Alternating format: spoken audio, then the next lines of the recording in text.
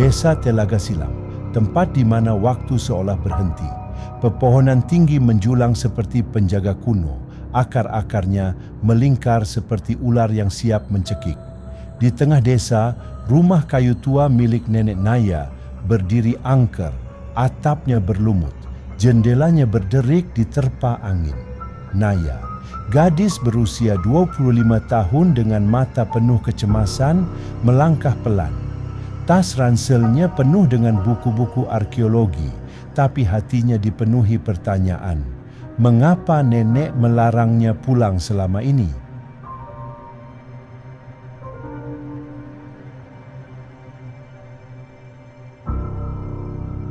Ia menatap foto nenek di dompet, perempuan tua dengan tatapan tajam, seperti menyembunyikan rasa takut.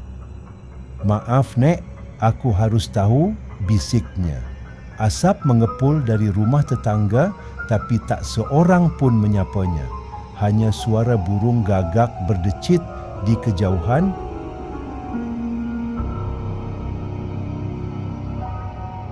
Di loteng rumah, Naya menemukan peti kayu usang terkunci. Dengan gugup ia memecahkan kuncinya menggunakan pisau tua. Debu berterbangan dan di dalamnya buku harian nenek dengan sampul kulit ular. Halaman pertama tertulis, "Hutan silam, bukan untuk manusia. Mereka yang mencari ranting merah akan menjadi bagian dari kegelapan."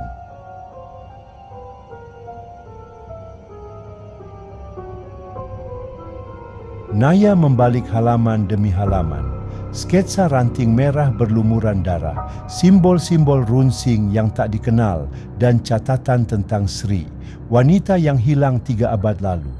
Di halaman terakhir, tulisan neneknya bergetar. "Aku hampir berhasil membakar ranting itu, tapi suaranya mencegahku. Ia berbisik, 'Kau tidak bisa lari dari takdir darahmu.'"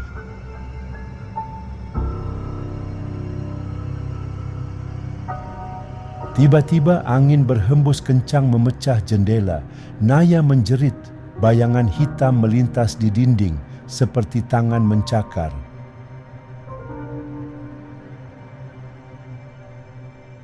Di warung kopi tua, Naya bertemu Arga, teman masa kecil yang kini jadi penjaga hutan. "Kau masih percaya dongeng nenekmu?" ejek Arga, tapi matanya gelisah. "Seminggu lalu, aku lihat cahaya merah di hutan, seperti sesuatu bergerak di antara pepohonan. Mereka memasuki hutan silam saat senja. Kabut tebal menyelimuti dan akar-akar pohon bergerak pelan seperti hidup." Naya tersandung, tangannya menyentuh tanah basah yang hangat. "Arga, tanah ini ada darah," tanyanya gemetar. Arga diam, senter gemetar di tangannya menyorot ke sebuah lubang gelap di tanah. Dari dalam lubang suara desis terdengar, "Kembali." Naya menarik napas dalam. "Aku harus temukan ranting merah. Nenek pasti meninggalkan petunjuk."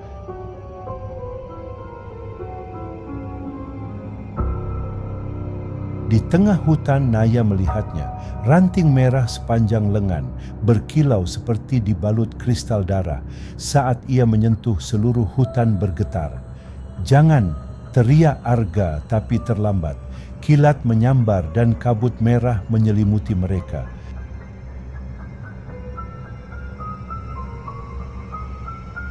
Suara tawa wanita menggema. Akhirnya keturunan Sri datang. Naya memutar tubuh. Sekelebat gaun putih melayang di antara pohon. "Siapa kau?" teriaknya. "Aku Sri, dan kau akan menggantikan tempatku." Arga menarik Naya lari, tapi jalan berubah.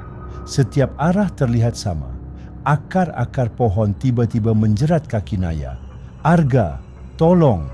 Jeritannya tenggelam dalam gemuruh angin. Arga memotong akar dengan parang, tapi darah hitam mengalir dari luka pohon. "Hutan ini hidup, Naya. Kita harus keluar." Keesokan paginya desa gempar. Ibu Sari menjerit di depan kandang. Kambingnya mati dengan mata terbelalak dan cakar misterius di leher. "Ini kerjaan Sri," teriak seorang warga. Air sumur yang jernih kini hitam seperti aspal dan anak-anak demam dengan bercak merah di kulit. Naya dan Arga menemui Mbah Rono, sesepuh desa yang tinggal di gubuk tepi jurang. Ruangannya penuh boneka jerami berjimat.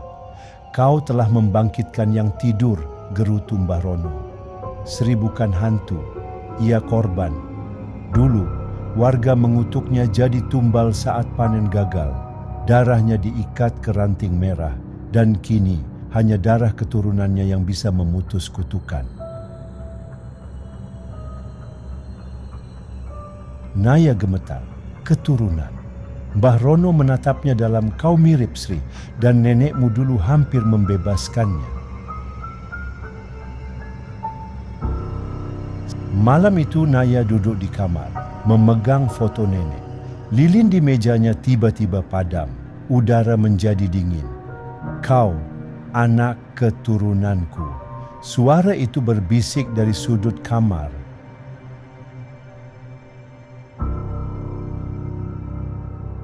Naya menjerit, tapi tak ada suara keluar. Sri mendekat, tangan kurusnya menggapai leher Naya. "Dengan kematianmu, aku bebas." Tiba-tiba Arga menerobos pintu dengan obor. Sri menjerit dan menghilang dalam asap hitam. "Kita harus hancurkan ranting merah sekarang," teriak Arga.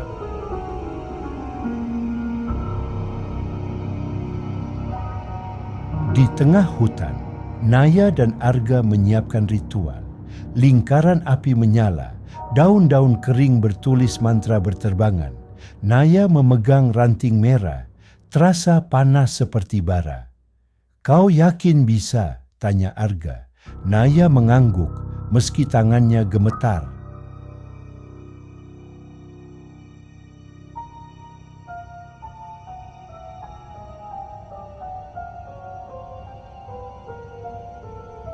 Sri muncul dengan wajah hancur, separuh wajahnya seperti terbakar. "Kau tak bisa menghentikanku." Sri menerjang, tapi lingkaran api menghalau. Naya mulai membaca mantra dari buku harian nenek. Angin berputar, suara jeritan ribuan jiwa memenuhi udara.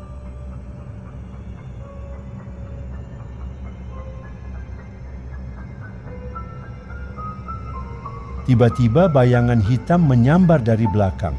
Arga mendorong Naya, bayangan itu menancap di dadanya. "Tidak," Naya menjerit.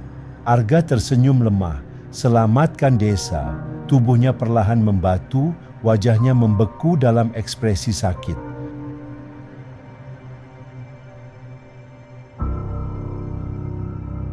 Sri tertawa, tapi air mata hitam mengalir di pipinya. "Dia tebusan, tapi kau tetap harus mati." Naya menatap ranting merah. Tiba-tiba ia melihat kilas balik. Sri, gadis desa baik hati, diikat di pohon keramat. Warga menusuknya dengan pisau upacara, darahnya diserap akar pohon.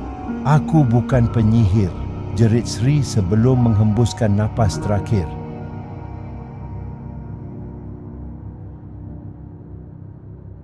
Naya menangis. "Aku mengerti, tapi ini sudah cukup."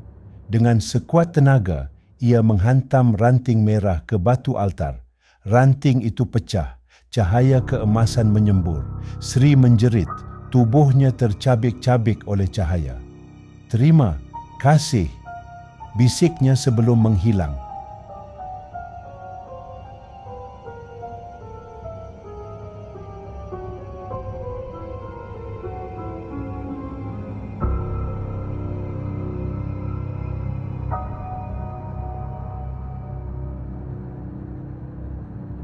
Pagi itu hutan silam kembali hijau, burung-burung berkicau dan matahari menyinari rumah Naya.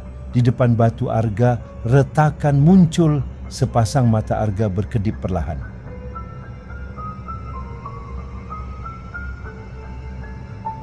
Di kejauhan siluet Sri tersenyum, gaunnya kini putih bersih.